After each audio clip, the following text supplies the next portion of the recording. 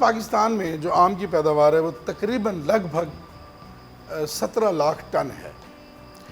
17 lakh ton میں سے کوئی 70 سے 80 ہزار ٹن ہمارا صرف ایکسپورٹ ہوتا ہے۔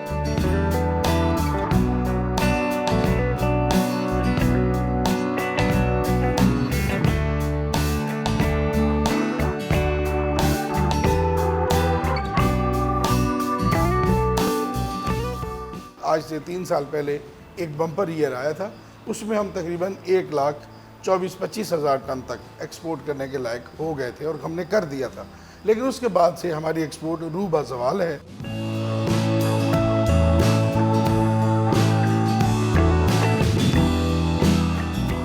ہر سال تقریباً پچھلے سال سے کچھ کم ہی ایکسپورٹ ہو رہی ہے، اور صاف بات ہے اگر 17 لاکھ ٹن میں سے 80 ہزار ٹن یا 1 لاکھ ٹن اگر ایکسپورٹ ہوتا ہے تو باقی 16 لاکھ ٹن آپ کی اپنی لوکل مارکیٹ میں کھایا جاتا ہے۔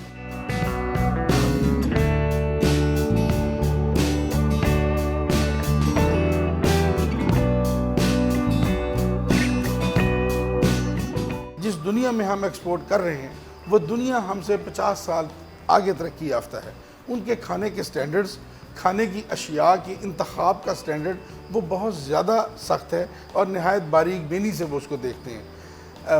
چاہے پھل کی مکھی کے حوالے سے ہو، اس کے انڈوں کے حوالے سے ہو، یا سپرے شدہ جو ہماری زرعی ادویات ہے ان کی جو ریزیڈول ایفیکٹ ہے، جو بقایا جات اس کے رہ جاتے ہیں آم کے اندر، اس کی ایک حفظان صحت کے اصولوں کے پیمانے پر جو اس کی ایک مقدار ہے اس کا تعین ہو، یہ ساری چیزیں وہ دیکھتے ہیں۔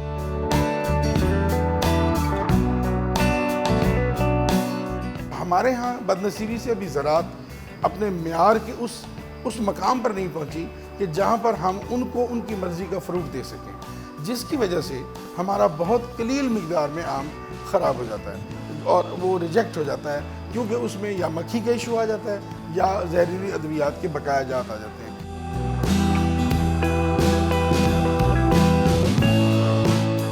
ہمارے پاس میکینیکل ہارویسٹنگ ہے نہیں، ہم ہاتھ سے کرتے ہیں، وہی پرانا طریقہ، کنڈیوں کے ساتھ آم کو نیچے زمین پہ پھینکتے ہیں، تو آم نازک فروٹ ہے، گرنے سے اس کو چوٹ لگ جاتی ہے تو وہ ایکسپورٹ کے قابل نہیں رہتا۔ تیسری جو بات ہے وہ ہمارا کاشتکار پڑھا لکھا نہیں ہے، ان پڑھ ہونے کی وجہ سے وہ جدید سائنس، جدید زرعی ادویات اور جدید زرعی مداخل جس میں کھادیں اور اجزائے صغیرہ کا استعمال ہے وہ صحیح طریقے سے نہیں کر رہا۔ وہ شاید یہ سمجھتا ہے کہ یوریا ہی صرف ایک کھاد کا نام ہے کیونکہ وہ سستی ہے۔ در حقیقت آم کو تو یوریا بہت ہی کم چاہیے، آم کو تو پوٹاش، فاسفورس، سلفر یہ زیادہ مقدار میں چاہیے، boron, magnesium, manganese, copper, zinc اور کسی حد تک تھوڑی بہت بوران اور کوبالٹ، یہ اسے بہت قلیل مقدار میں لیکن چاہیے۔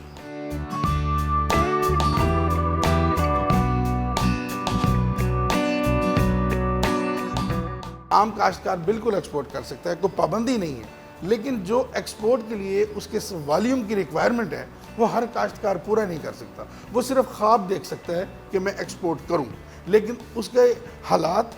اس کے فنانسز اور پھر اس کے پاس دستیاب سہولیات اور اس کے پاس پیداوار کی مقدار،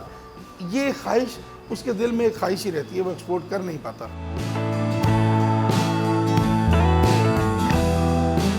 حکومت ایک بہت بڑا ایک ادارہ قائم کرے جو صرف ایکسپورٹ فیسیلیٹی دے۔ اب اس میں ہو یہ کہ چھوٹے سے چھوٹا فارمر بھی اپنا اس معیار کا آم اس ایکسپورٹ ہاؤس میں آ کے دے دے، اور وہ گورنمنٹ سیکٹر پہ وہ ایکسپورٹ ہاؤس اس کے آم کو اپنے بک کیے گئے آرڈر میں شامل کر کے، بے شک حکومت گورنمنٹ آف پاکستان کے نام سے پیکنگ کر دے لیکن خریدے چھوٹے فارمر سے۔ اس طرح چھوٹے فارمر کو ایکسپورٹ کا ریٹ بھی مل جائے گا، پاکستان کی ایکسپورٹ بھی بڑھ جائے گی اور زر مبادلہ بھی بڑھ جائے گا۔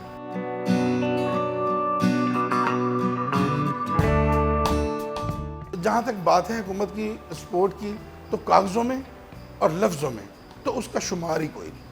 وہ تو ایسے لگتا ہے کہ جیسے وہ ہمارے ہاتھ سے آم اٹھا کے ایکسپورٹ کر رہے ہیں، لیکن حقیقت اس کے مکمل برعکس ہے۔